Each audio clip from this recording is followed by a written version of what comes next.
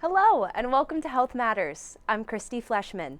In this show, we'll look at ways to be more attuned to health issues, make healthy lifestyle choices, and of course, provide tips on improving your health. Happy New Year!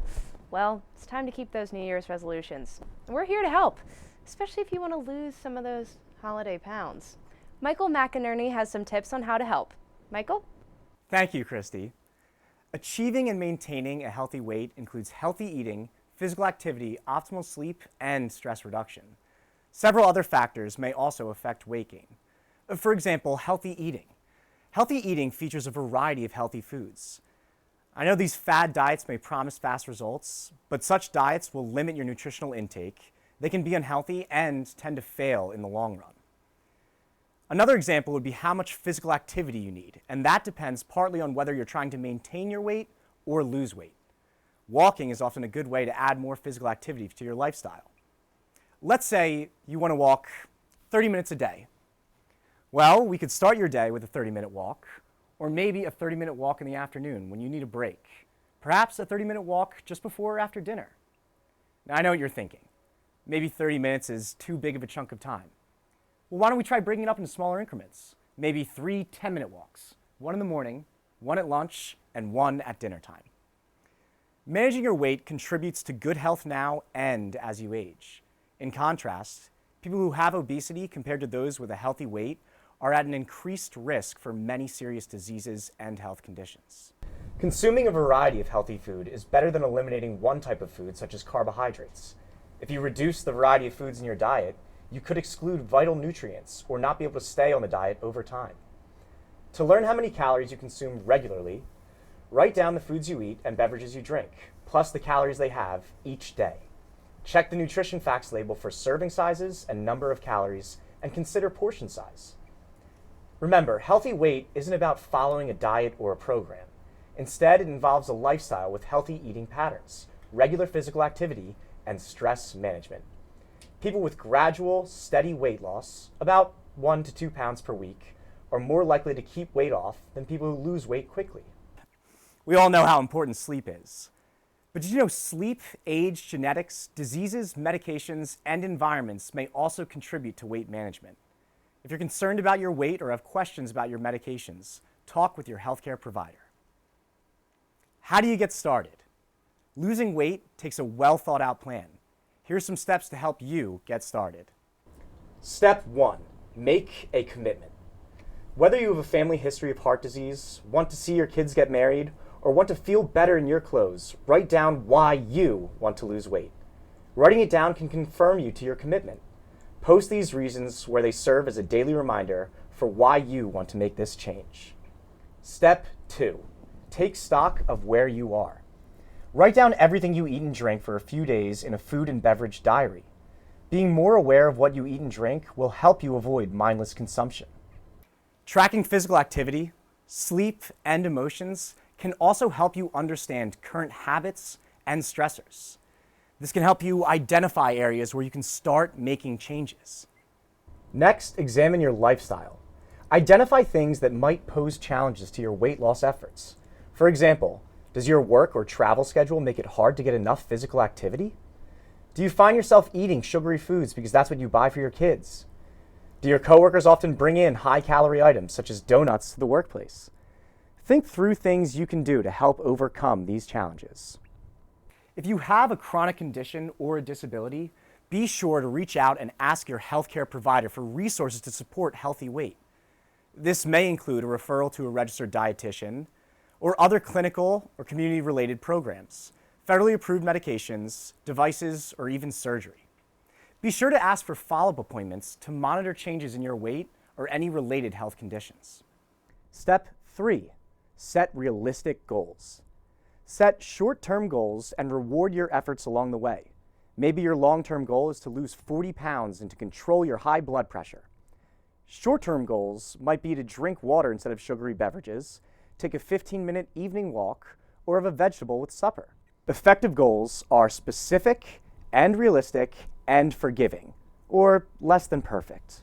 For example, exercise more is not really specific, but I will walk 15 minutes, 3 days a week for the first week is specific and realistic. Setting unrealistic goals such as losing 20 pounds in 2 weeks can leave you feeling defeated and frustrated. Being realistic also means expecting occasional setbacks. When these setbacks do happen, try to get back on track as quickly as possible. Also, think about how to prevent setbacks in similar future situations. Keep in mind, everyone's different, and what works for someone else might not be right for you. Try a variety of activities, such as walking, swimming, tennis, or my personal favorite, group exercise classes. See what you enjoy most and can fit into your life. These activities will be easier to stick to in the long term. Even modest weight loss can mean big benefits, such as improvements in blood pressure, blood cholesterol, and blood sugars. For example, if you weigh 200 pounds, a 5% loss is 10 pounds, dropping your weight to 190 pounds. This modest weight loss can decrease your risk for chronic diseases related to obesity. Well, we have to take a break, but when we come back, we'll learn how exercise can not only help you lose weight, but it can also help you reduce stress, and we're even going to learn some tips for sleeping better.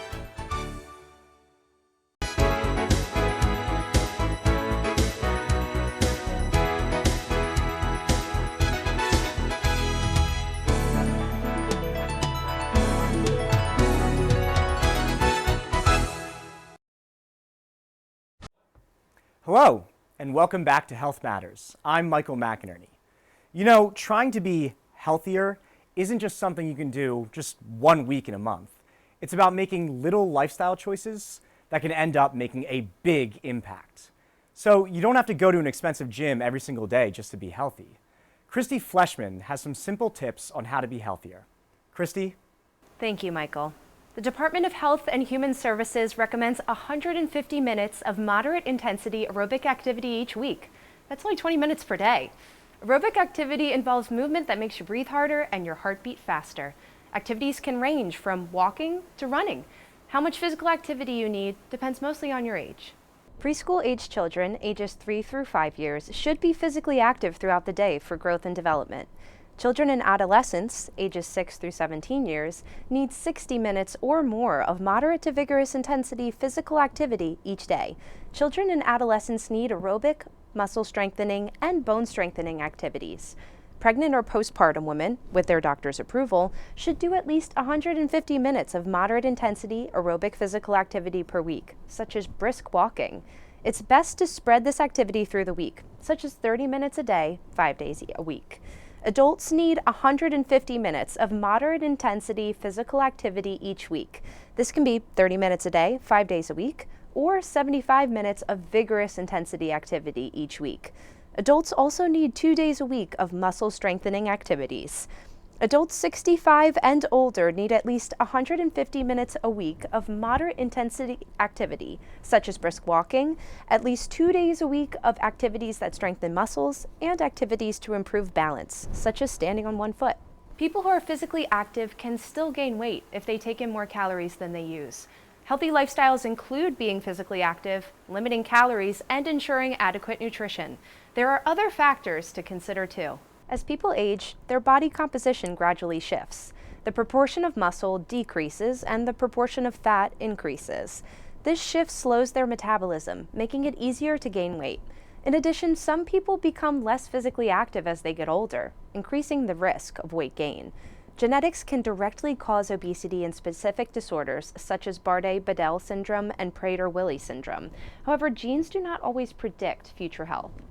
In some cases, multiple genes may increase susceptibility for obesity, but obesity does not occur without excess food or too little physical activity. A doctor is the best source to tell you whether illness or medications are contributing to weight gain or making weight loss hard. Environmental factors such as lack of sidewalks may keep people from being physically active. Communities, homes, and workplaces can all influence people's health decisions. Physical activity can improve health now and in the future. People of all ages, races, and ethnicities, shapes, sizes, and abilities can benefit from more physical activity. Everyone needs both aerobic and muscle strengthening physical activity. Even short periods of physical activity can improve health. Physical activity helps prevent unhealthy weight gain, reduces the risk of many chronic diseases such as heart disease, cancer, and type 2 diabetes, helps reduce feelings of anxiety and improves sleep quality, improves cognitive abilities and reduces risk of dementia, improves bone and musculoskeletal health. Fast stats in the United States. About 1 in 2 adults don't get enough aerobic physical activity. 77% of high school students don't get enough aerobic physical activity. 117 billion in annual healthcare costs are related to low physical activity. The harmful effects of not getting enough physical activity. Heart disease. Not getting enough physical activity can lead to heart disease, even for people who have no other risk factors. It can also increase the likelihood of developing other heart disease risk factors, including obesity, high blood pressure, high blood cholesterol, and type 2 diabetes. Type 2 diabetes. Not getting enough physical activity can raise a person's risk of developing type 2 diabetes. Physical activity helps control blood sugar, weight, and blood pressure, and helps raise good cholesterol and lower bad cholesterol. Adequate physical activity, at least 150 minutes of moderate activity a week, can also help reduce the risk of heart disease and nerve damage, which are often problems for people with diabetes. Cancer. Getting the recommended amount of physical activity can lower the risk of many cancers, including cancers of the breast, colon, and uterus. Regular physical activity is one of the most important things people can do to improve their health. Moving more and sitting less have tremendous benefits for everyone, regardless of age, sex, race, ethnicity, or current fitness level. We're going to take another break. When we come back, we'll see that eating healthy really isn't that hard. Gone are the days of tofu and rice cakes. Now it's packed with variety and flavor, so don't go away.